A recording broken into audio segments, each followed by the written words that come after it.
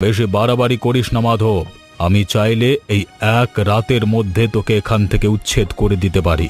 শোন কমলা, কেউ তোকে ছোট ভাবলে তুই নিজেকে ছোট ভাববি না কখনো। আর সময় নেই, আমি বাইরে দেখে এলাম নদী পার ভেঙে জল ঢুকছে হুড়হুড় করে।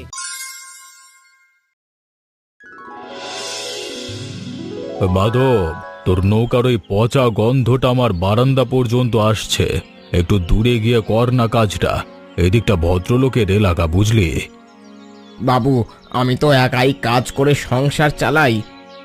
তাতে আমার কি? সকাল সন্ধ্যায় মাছের গন্ধ, জালের গন্ধ আর কাদা নোংরা জিনিস নিয়ে থাকিস। আমার বাড়িতে লোকজন আসে, তারা কি বলবে? বলবে জমিদারের বাড়ির সামনে জেলের আড়ত বসেছে। হ্যাঁ ঠাকুর বাবু, নৌকাটা না সরালে কাল নদীতে নামতে পারবো না, আর নদীতে না নামলে ভাতও জুটবে না। আর এটা তো আমারই উঠোন। সেই নিয়ে তুই আমাকে জ্ঞান দিবি না। দেখুন বাবু, আমার যতটুকু আছে এইটুকুই সম্বল। আপনার বাড়ি অনেক বড়, আমার ঘর ছোট, সেটা ঠিক আছে, কিন্তু তাই বলে আমাকে এরকম ভাবে ছোট করবেন?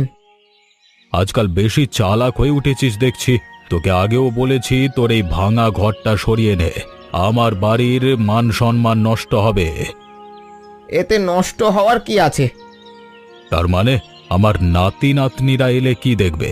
আমাদের পাকা বাড়ি আর বাইরে টিনের চালা, ছেঁড়া জাল, ভাঙা ডিঙির ঝুপড়ি, এসব দেখতে আমার ভালো লাগে না। আপনার ভালো লাগা না লাগার উপর তো আমার ভাত জোটে না ঠাকুর বাবু। এই জায়গা আমার বাপেরও নয়, তার বাপের।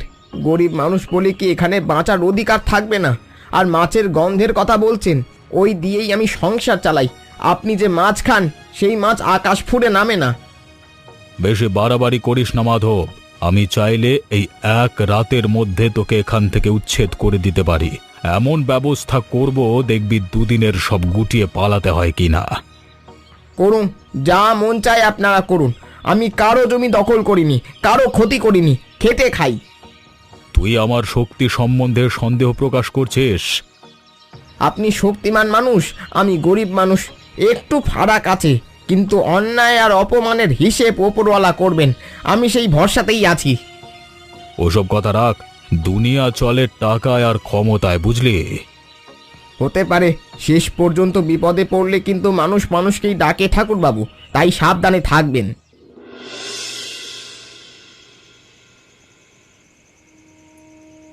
আবার কি বলেছে ঠাকুরবাবু? তোমার মুখ দেখেই বুঝতে পারছি আজও খুব খারাপ কিছু শুনিয়েছে। কতদিন আর এভাবে সহ্য করবে? মানুষটা এমন ভাবে যেন আমরা মানুষই না। সেই আগের কথা বলছে, গন্ধর জন্য নাকি ঘর সরিয়ে নিতে হবে, নইলে ব্যবস্থা করবে। আমি আর কি বলবো? দুটো কথা বললেই ঝামেলা বাড়বে। ঝামেলা আর কত বাড়বে? অপমান তো রোজই করছে। আর জল আনতে গিয়েছিলাম, ওদের চাকর এমনভাবে তাকালো যেন আমি চুরি করতে গেছি। তুমি বলো, গরিব বলে কি ইজ্জত থাকে না আমাদের? আমি সব বুঝি দাদা, কিন্তু রাগ দেখিয়ে তো ঘর চলে না। লড়তে গেলে পয়সা লাগে, লোক লাগে, আর আমার হাতে আছে শুধু জাল, নৌকা আর অভাব। কমলা সেদিন কি বলেছে জানো? বলেছে, মা, বিশালদা আমাকে দেখলে মুখ ঘুরিয়ে নেয় কেন? আমি কি দোষ করেছি? আমি বলো তো কি উত্তর দেব? বললাম, আমরা গরিব তাই। শোন কমলা, কেউ তোকে ছোট ভাবলে তুই নিজেকে ছোট ভাববি না কখনো। কিন্তু কাল যদি সত্যি আমাদের বিরুদ্ধে কোনো ব্যবস্থা করে, তখন কি হবে বলো তো? তাহলে দেখা যাবে। আর একটা কথা মনে রেখো, সময় সব সময় এক জায়গায় থাকে না। আমি নদীতে কাজ করি, তাই জানি স্রোত বাড়লে বোঝা যায় কার জোর কতখানি। তুমি সব সময় এমন কথা বলো না যে আমার ভয় করে।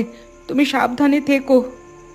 ঠিক আছে, তুমি রান্না বান্না করে নাও, খাওয়া দাওয়া করে নিতে হবে। কাল সকালে আবার বের হতে হবে তাড়াতাড়ি।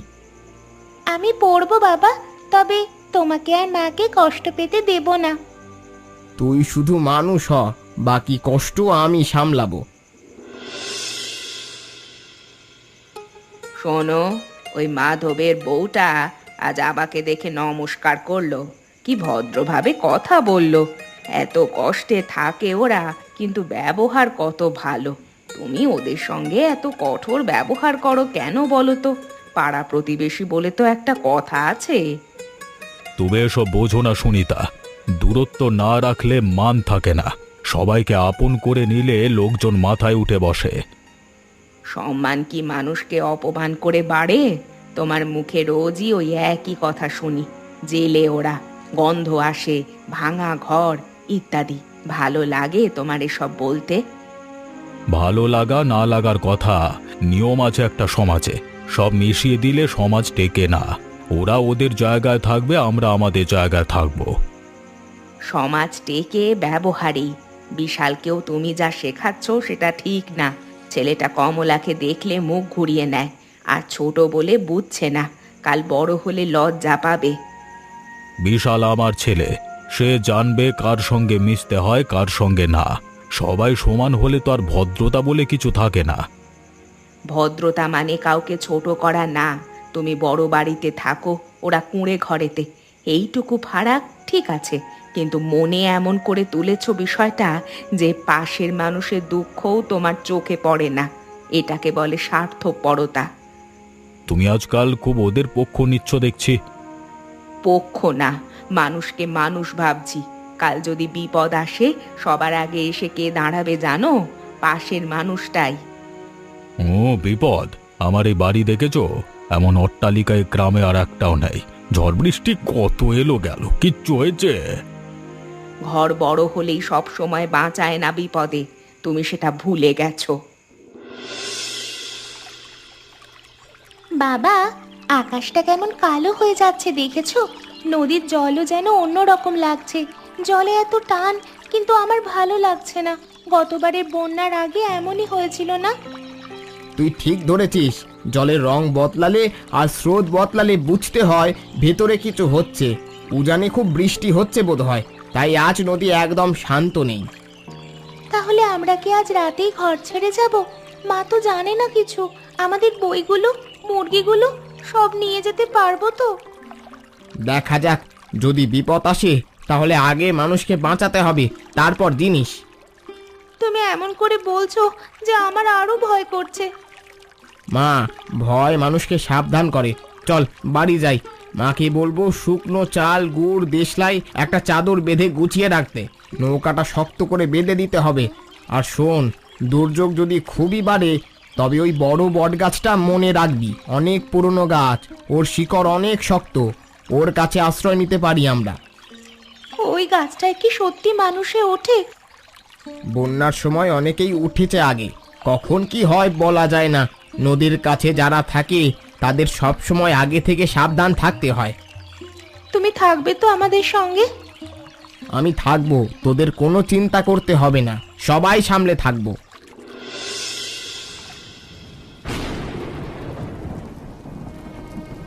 দেখো, জল বাড়ছে, মেঝেও এখন ডুবে গেছে। আর একটু আগে এতটা ছিল না। এত তাড়াতাড়ি জল উঠছে কেন বলো তো? আমার যে ভয় করছে। আর সময় নেই, আমি বাইরে দেখে এলাম। নদী পাড় ভেঙে জল ঢুকছে হুড়হুড় করে। এই ঘরে থাকলে ফাঁদে পড়বো, এক্ষুনি বার হতে হবে। যা শুকনো জিনিস আছে গুছিয়ে নাও। কি নেব? চাল, কাপড় নেব নাকি কমলাকে নিয়ে শুধু বেরোবো? মাথা কাজ করছে না আমার। ওদিকে মুরগিগুলো ভয় পাচ্ছে, ওদের কি হবে গো? সব নিতে গেলে কেউ বেরোতে পারবো না। একটু চাল, একটু গুড়, দেশলাই, কমলার বই থেকে একটা খাতা যদি হাতে পারো নিয়ে নাও, বাকি ছেড়ে দাও। মুরগি, হাঁড়ি, খাট সব থাক। প্রাণ নিয়ে বেরোতে পারলে আবার সব জোগাড় হবে। বাবা, আমি হাঁটতে পারবো, তুমি মাকে ধরো। না, তুই আমার কাঁধে উঠবি। স্রোত কেমন আছে জানিস না। রাধা, তুমি আমার কোমর শক্ত করে ধরে থাকবে। মাঝপথে হাত ছাড়বে না, যাই হোক না কেন। অন্ধকারে বট গাছটা দেখা যাবে তো? যদি পথ হারাই? আমি পথ চিনি। এই গ্রামের জল কেমন ওঠে, কোন দিকে আগে ডোবে সব আমার জানা। আর শোনো, ভয় পেলে চুপ করে থাকবি না। চুপ করে থাকলে কি করে বুঝবো যে তুই ঠিক আছিস? ঠাকুর বাবুদের কি হবে? ওদের দালান কি টিকবে এই স্রোতে? এখন ওদের কথা ভাবার সময় নেই। পাকা ঘরও জলের তলায় চলে যাবে। যে যার মতো বাঁচার চেষ্টা করবে। চল, আর একটু দেরি নয়। মা, তুমি কাঁদছো? না রে, চল, বাবার হাতটা শক্ত করে ধর।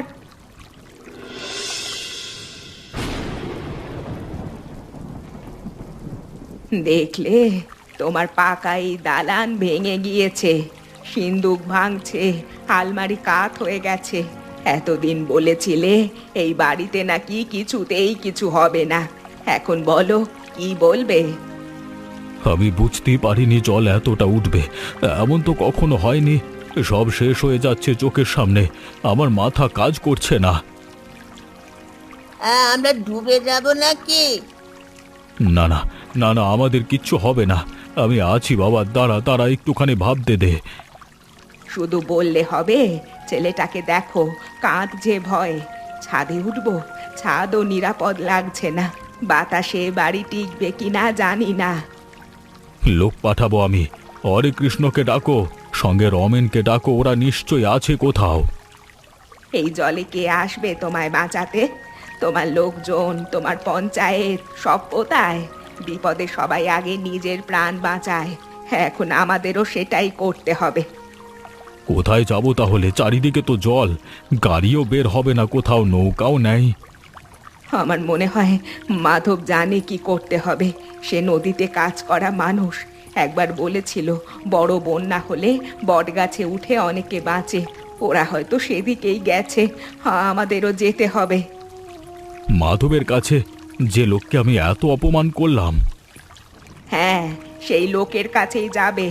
আর যদি প্রাণে বাঁচতে হয় তবে অহংকার ভুলতে হবে। বিশালের দিকে একবারটি তাকাও, ওকে নিয়ে দাঁড়িয়ে থাকলে হবে? মা, আমি খুব ভয় পাচ্ছি মা। কিচ্ছু হবে না বাবা, আমরা এখনই বেরোবো, তুমি আর দেরি করো না। চল চল, যা আছে সব থাক, আগে প্রাণ বাঁচাই। রাধা, ওইদিকে দেখো, কেউ আসছে জলের ভেতর দিয়ে ভেসে। এ কি, ওরা তো ঠাকুর বাবু আর সুনি দাদি আর বিশাল। ওরা টিকতে পারবে না এই জলে, আমাকে নামতেই হবে। তুমি পাগল নাকি? এই স্রোতে নামবে নিচে ওই শয়তান মানুষদের জন্য, যে মানুষটা সারা জীবন তোমাকে অপমান করেছে, ঘর ছাড়াতে চেয়েছে, আজ তাদের জন্য নিজের প্রাণ ঝুঁকিতে ফেলবে? এখন ওই রাগ ধরে বসে থাকলে 3টে মানুষ মরে যাবে চোখের সামনে, তার মধ্যে একটা বাচ্চা আছে। বিশাল কি দোষ করেছে? বাবার কথা শুনে যা বলেছে এই পর্যন্ত। কিন্তু তোমার কিছু হলে, যদি তুমি ভেসে যাও, আমি আর কমলা কি নিয়ে থাকবো? হ্যাঁ, আমাদের কথা একবারও ভাবছো না তুমি? মা, বাবাকে যেতে দাও, বিশালটা কাঁদছে দেখছো না? ও যদি ডুবে যায় খুব খারাপ হবে। তুই চুপ কর কমলা, তোর বাবার জীবনের দাম কি কম? আমার দাম তোমাদের কাছে যত, ওদের প্রাণের মূল্য ওদের কাছে তত। দড়িটা দাও। ওপরওয়ালা তোমার মাথায় কি দিয়েছেন কে জানে, যে মারলো এতদিন আমাদের, আজ তাকেই বাঁচাতে ছুটছো। মারেনি রাধা, অপমান করেছে। আমি যদি চুপচাপ বসে থাকি এখন সেই সব ভেবে, পরে নিজের খুব খারাপ হবে। তুমি শুধু দড়িটা শক্ত করে বাঁধো। আচ্ছা যাও, কিন্তু সাবধানে যাবে, সব দায় একা মাথায় নিও না। আমি দেখে নেব। কমলা, মাকে ধরে থাকিস, আমি না ফেরা পর্যন্ত নড়াচড়া করবি না। মাধব, তুই তুই আমাদের জন্য নেমে এসেছিস। আমি তো ভাবিনি যে তুই এটা করবি আমাদের জন্য। আমি তোকে যে কত কিছু খারাপ বলেছি, তবু তুই এলি আমাদের বাঁচাতে। এখন এসব কথা থাক, আগে বাঁচতে হবে। দড়িটা শক্ত করে ধরুন, বিশালকে আগে দিন। ছেলেটা কাঁদছে, আর দেরি করা যাবে না। বাবা, আমি পড়ে যাব না তো বাবা? না রে, আমি আছি, আমার কাঁধে ওঠ। শক্ত করে ধর, চোখ বন্ধ কর, কিচ্ছু হবে না। মাধব, আমাকে যদি নাও বাঁচাতে পারো, বিশালকে আগে তোলো, ওকে বাঁচাও। সবাই উঠবেন। সুনিতাদি, আপনি ঠাকুরবাবুর হাতটা ধরে থাকুন, আমি একেবারে একজন করে তুলছি। মাধব, আমি তোর কাছে মুখ দেখাবো কি করে? আমি তোকে উচ্ছেদ করতে চেয়েছিলাম, তুই আজকে আমার ছেলেকে বাঁচালি। ঠাকুরবাবু, জলে দাঁড়িয়ে লজ্জা করলে চলবে না, নিজেকে সামলান, স্রোত বাড়ছে। মাধব, মাধব, ধন্যবাদ, তুই আজকে আমাদের প্রাণ বাঁচাচ্ছিস রে। ওসব ধন্যবাদ বাঁচানো টাচানো পরে ভাবুন, সবাই উঠে আসুন আগে। আমি জীবনে এই ঋণ ভুলবো না। বিশালদা, এখন একটু ভালো লাগছে তোমার? রাতের মতো আর বৃষ্টি নেই, তুমি এই ডালটা শক্ত করে ধরে থাকো, পিছলে যেও না। আমার হাত পা এখনো কাঁপছে। আমি এত ভয় কোনোদিন পাইনি। তোমার বাবা না থাকলে আমি তো ডুবেই যেতাম। বাবা পারে, কারণ সে ছোটবেলা থেকে নদীতে আছে। তুমি ভয় পেও না, আমরা সবাই আছি। অমলা, একটা কথা বলবো? আমি তোমার সঙ্গে কোনোদিন ঠিক মতো কথা বলিনি। তুমি এলে আমি মুখ গড়িয়ে নিতাম। আমি ভাবতাম তোমরা আলাদা, তোমরা আমাদের মতো না। আমার খারাপ লাগতো, কিন্তু ভাবতাম তুমি হয়তো লজ্জা পাও। না, লজ্জা না, আসলে আমাকে এভাবেই শেখানো হয়েছিল। বাবা বলতো দূরত্ব রাখতে হয়, আমি তাই করতাম।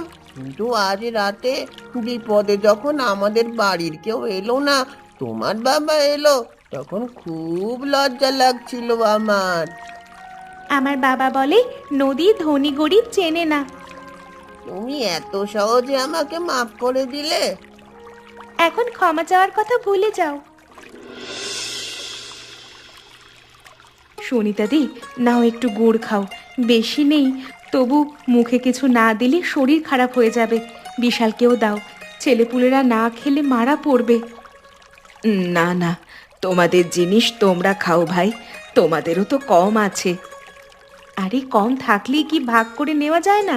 এখন তো আর তোমার আমার আলাদা করে কিছু নেই, যা আছে সবাই মিলে খাবো। নাও।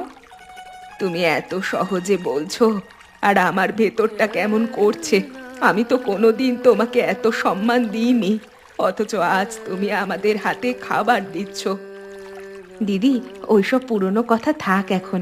তখন যেমন ছিলে, মানুষ সবসময় একরকম থাকে না। না, তবু বলতে হবে। আমি ভেবেছি অনেকবার তোমাদের সঙ্গে ভালোভাবে মিশবো, কিন্তু আমার স্বামীর ভয়ে চুপ করে থেকেছি। তবে এখন থেকে আমরা মিলেমিশে থাকবো। এই নাও, খাবার খাও। মাধব, ঘুমাসনি তুই? না, অভ্যাস আছে। নদীতে কত রাত কেটেছে আগে, জলের শব্দ শুনলেই মনে হয় যেন কিছু ভয়ানক হচ্ছে। কি বলবো তোকে বুঝতে পারছি না। কিছু বলতে হবে না। এত বছর ধরে তোকে শুধু তুচ্ছ করেছি, তোর ঘর দেখে বিরক্ত হয়েছি, তোর কাজকে নোংরা বলেছি, জমি ছাড়ার ভয় দেখিয়েছি। আজকে ওসব কথা ভেবে মনে হচ্ছে যেন আমি নিজের ছেলেকে কত ভুল শিক্ষা দিয়েছি এতদিন। মানুষ ভুল করে ঠাকুরবাবু, ভুল বুঝতে পারাটাই বড় কথা। না না, আমরা ছোট লোক। আমি ক্ষমতার জোরে ভাবতাম তোদের তোদের আমার ইচ্ছে মতো চালাতে পারবো, কিন্তু আজকে দেখলাম আমার পাশে বিপদে কেউ পাশে দাঁড়ালো না। এই সময়ে সেসব ভেবে লাভ নেই। যা গেছে গেছে, সামনে কি করবেন সেটাই আসল, সেটাই ভাবতে হবে আমাদের। আমি যদি বলি আমাকে ক্ষমা কর? ক্ষমা চাইবেন না, ক্ষমা করার আমি কেউ নই। উপরওয়ালা ঠিক বিচার করবেন যদি আমরা একসাথে আবার মিলেমিশে থাকতে পারি। এই সত্যিটা আমি খুব কষ্টের মধ্যে বুঝেছি। আর একটা কথা, আমি আর কখনো তোকে উচ্ছেদ করবার কথা বলবো না, বরং ওই কথাটা বলেছিলাম ভেবে নিজেকেই এখন ঘেন্না করছে। ছাড়ুন, একসাথে আমরা এখন মিলেমিশে থাকবো।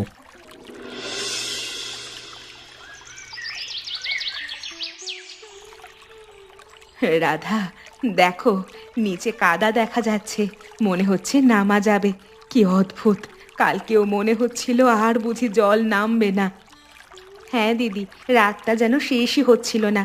যদিও ঘরে গিয়ে কি পাবো কে জানে। আমাদের বড় ঘরের ভেতর প্রায় সব শেষ, তোমাদের ঘরও নেই। কিন্তু একটা কথা মনে হচ্ছে, বেঁচে থাকাটাই আসল। এ কথা আজ সত্যিই বুঝলাম। ঠিক বলেছ, জিনিসপত্র গেলে কষ্ট হয় ঠিকই, কিন্তু বিপদের সময় মানুষের পাশে দাঁড়িয়ে মানুষের প্রাণ বাঁচানোটাই আসল কথা। রাধা, আমি তোমাকে কথা দিচ্ছি, তোমাদের নতুন ঘর তুলতে আমরা তোমাকে সাহায্য করব যতটা পারি। এতদিন যে প্রতিবেশীর কর্তব্য করিনি, সেটা এবার করব। দিদি, তোমার এই কথাটাই অনেক। এবার থেকে আমাদের সুখে দুঃখে আমরা সবাই একসাথে থাকব। মাধব, এই বট গাছটার দিকে তাকালেই মন কেমন হয়ে যায়। ওই গাছে আমরা ভিন্ন দুটো পরিবার একটা পরিবার হয়ে গেছি। আমি তো বলেছিলাম, প্রকৃতি অনেক সময় মানুষকে অনেক বড় শিক্ষা দেয়। আমি আগে ভাবতাম আমার টাকা পয়সা মানেই আমার শক্তি, জমি আছে, লোক আছে, তাই আমি বড়। এখন বুঝি বড় হওয়া অন্য জিনিস। আমি যা করেছি মানুষ হিসেবে করেছি, আপনি হলেও করতেন। না না, আগে হয়তো করতাম না, এটাই সত্যি। আগে মানুষের টাকা পয়সা দিয়ে তাকে বিচার করতাম, কিন্তু এখন থেকে আর এসব নিয়ে বিচার করব না। আমরা আমাদের বাচ্চাদের এই ভালো শিক্ষাটা দিতে পারি। আর শুধু তাই নয়, বন্যায় আমরা দুজনেই ক্ষতিগ্রস্ত হয়েছি, তাই এখন থেকে আমরা একটা পরিবার হয়ে একটা ঘর বানিয়ে একসাথে থাকব। ধন্যবাদ, এটাই তো হচ্ছে আমাদের আসল পরিবার। তোমরাও কিন্তু এমনভাবেই মিলেমিশে থাকো সবাই, না হলে কিন্তু বিপদ আসলে তোমরাও আমাদের মতো মৃত্যুর সামনে গিয়ে দাঁড়াবে। আর আমাদের এই গল্পটা থেকে তোমরা কি শিখতে পারলে এবং গল্পটা তোমাদের কেন এত ভালো লাগলো কমেন্ট করে জানিও, এবং গল্পটা তোমাদের বন্ধুদের সাথে শেয়ার করে দিয়ে আমাদের চ্যানেলটা সাবস্ক্রাইব করে সঙ্গে থেকো।